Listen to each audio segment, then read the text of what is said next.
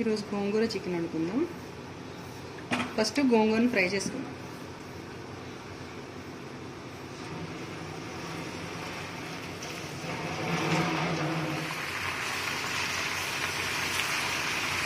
కాసేపు ఇట్లా ఫ్రై చేస్తే ఇంక మిక్సీ చేసుకోక్కర్లేకుండా టేస్ట్ అయిపోతుంది. గోంగూర కదా వరకు మగబెట్టుకోవాలి. ఆకుని ఇంక కట్టేసుకోవచ్చు. అయిపోయిందా పేస్ట్?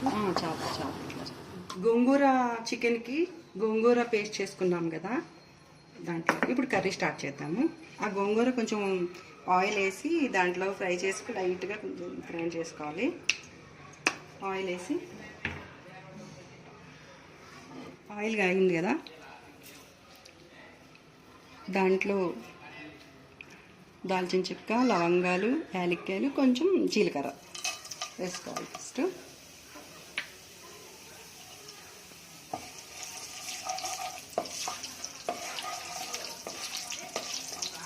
ఫ్రై అయ్యాక ఆనియన్స్ వేసుకుందాం.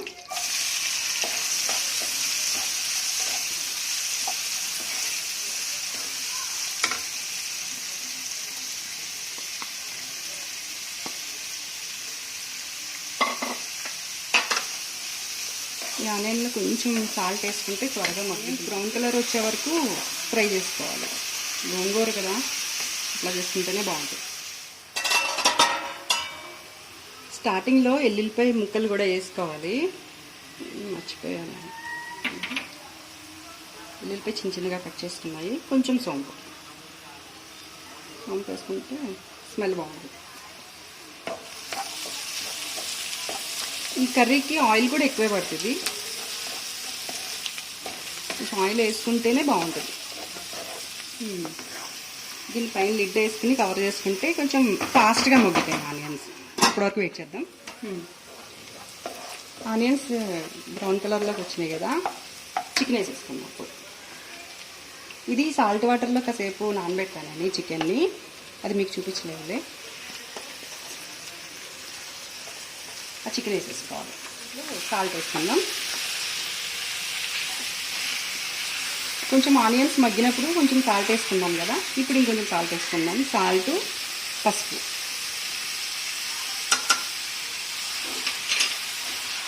వేసుకుని కాసేపు మూత పెట్టాక అప్పుడు కారం వేసుకుందాం. ఇప్పుడు కారం వద్దులే.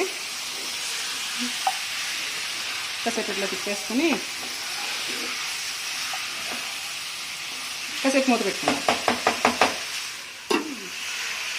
ఇందాక సాల్ట్, పసుపు వేసుకున్నాం కదా, అల్లం వెల్లుల్లి పేస్ట్ కూడా వేసుకున్నాం. ఇది ఫ్రెష్గా ఇప్పుడు నూరింది.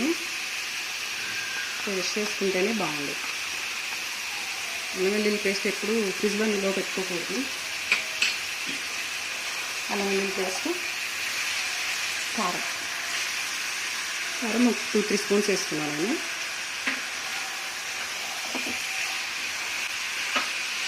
జీలకర్ర, ధనియాల పౌడర్ వేసుకుంటున్నా.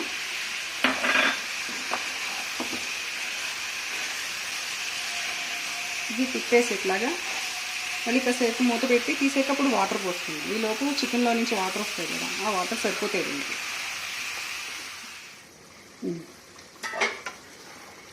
చూడండి, ఇది వాటర్ వదులుతుంది కదా, అంటే కొంచెం మగ్గుతుంది.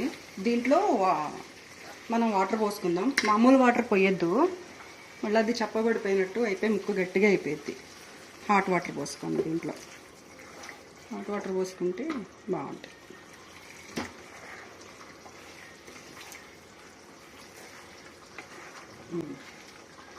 వాటర్ పోసుకుందాం కదా, దీన్ని కాసేపు ఒక 5 నిమిషాల పాటు అట్లా ఉడకబెట్టుకుందాము. ఈ చికెన్ ఉడికే కానీ గోంగూర పేస్ట్ వేసుకోవాలి, లేదంటే మళ్ళీ ఆ ముక్కు గట్టిగా అయిపోయింది. చికెన్ ఉడకకుండా గోంగూర పేస్ట్ వేసేసుకుంటే చికెన్ గట్టిగా అయిపోయింది, ఇంక ఉడకదు. చూద్దాం ఇప్పుడు ఎట్లా ఉందో.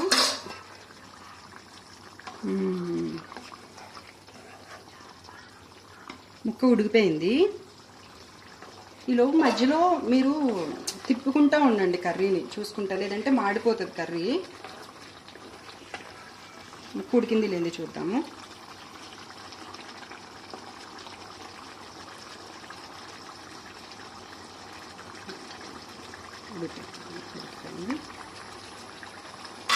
గోంగూర పేస్ట్ వేసేసుకుందాం.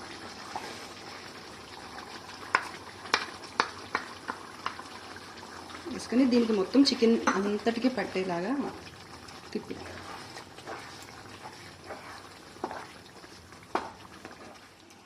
చూడండి, మొత్తం గోంగూర పేస్ట్ అంతా కలిసిపోయింది కదా కర్రీలో. దీన్ని ఒక 5 నిమిషాల పాటు అట్లానే వదిలేద్దాం. మూత పెడితే మగ్గుతూ ఉంటుంది. ఈ లోపు దీంట్లో బటర్ కూడా వేసుకుందాం, కొంచెం టేస్ట్ బాగుండేది. బటర్ వేద్దాము. ఇప్పుడు సరిపోయిద్ది, ఎందుకంటే మనం అన్నీ వేసాం కదా దీంట్లో, ఆయిల్ అన్నీ. ఇదైనా టేస్ట్ బాగుంటుంది కదా అని వేసాం అంతే. దీన్ని ఒక 5 నిమిషాల పాటు అట్లానే వదిలేద్దాం. చూద్దాం ఎంతవరకు వచ్చిందో. అయిపోయింది, మొత్తం కలిసిపోయింది. టేస్ట్ చూద్దాము. అన్నీ సరిపోయినాయి. కొంచెం సాల్ట్ తక్కువైంది, సాల్ట్ వేసుకుందాం. సాల్ట్ తక్కువైనా పర్వాలేదు, లాస్ట్లో అడ్జస్ట్ చేసుకోవచ్చు, ఎక్కువ మాత్రం వేసుకోవద్దు. అయిపోయింది, స్టవ్ ఆఫ్ చేసుకుందాం. ఓకేనా? టేస్ట్ చూద్దాం. ఇప్పుడు నీకు పెట్టినా టేస్ట్ చూద్దాం. చూడ్డానికి చాలా బాగుంది కదా రైస్లో కూడా.